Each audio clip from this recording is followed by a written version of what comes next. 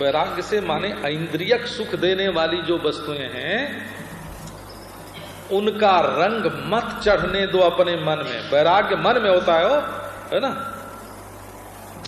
ये आपको विवेक दर्शनाभ्यास की एक बात फिर से आपको सुना देता हूं। इसकी 4 कक्षा बना लो।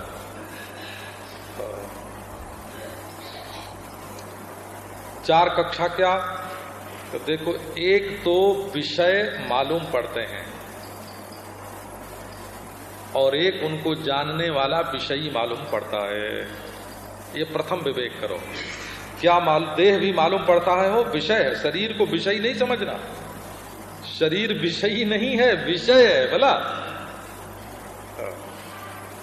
ये जैसे मिट्टी का डला, जैसे घड़ी, जैसे किताब, जैसे फूलमाला, वैसे ये शरीर भी विषय है और इसको जानने वाला इससे न्यारा है। ये प्रथम विवेक है। भला एक विषय और एक विषयी। अब दूसरा विवेक देखो, जो विषय होगा वो अनित्य होगा और जो विषयी होगा वो नित्य होगा। ये दूसरा विवेक है। भला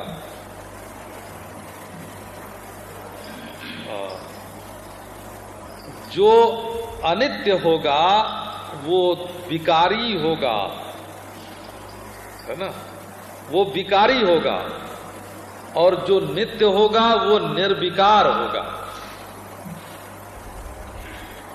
और चौथा विवेक देखो, जो विकारी होगा वो मिथ्या होगा और जो निर्विकार होगा वो सत्य होगा। तो विषय, अनित्य, विकारी और मिथ्या, ये 4 बात संसार के बारे में समझो। और ज्ञाता माने चैतन्य, विषयी ज्ञाता, चैतन्य, नित्य, निर्विकार है और सत्य।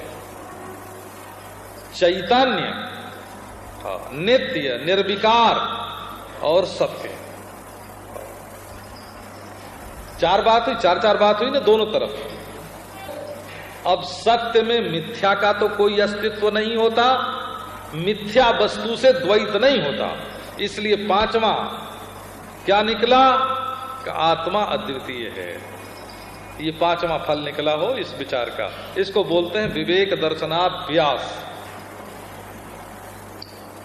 अगर निवृत्ति और वैराग्य के विपरीत ईश्वर आदेश करे तो उससे प्रार्थना करनी चाहिए कि हमारी वासना को पूरी मत करो, इसको मिटाओ। ऐसा आदेश तुम क्यों देते हो?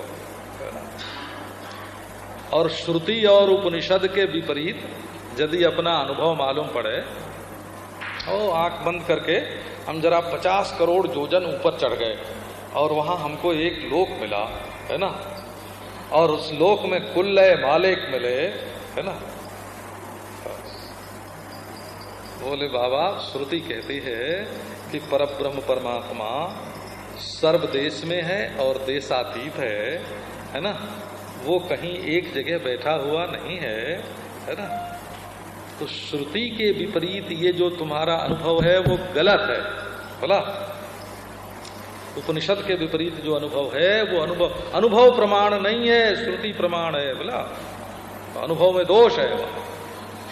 तो वैराग्य के विपरीत आदेश अप्रमाण है, नारायण, और श्रुति के विपरीत अनुभव अप्रमाण है। बोला, नारायण, पहुंचना पड़ेगा, समझना पड़ेगा।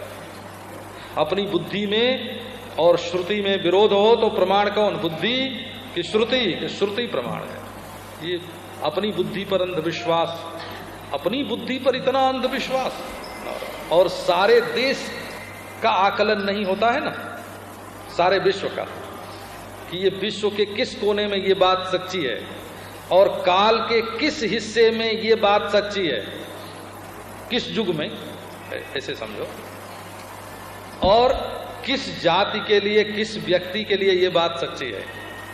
जब मनुष्य की पूर्ण दृष्टि नहीं होती है तब शास्त्र मिथ्या मालूम पड़ता है, और पूर्ण दृष्टि से देखो तो किसी न किसी देश में, किसी न किसी काल में, किसी न किसी जाति के लिए, किसी न किसी व्यक्ति के लिए वो बिल्कुल सच्चा होगा।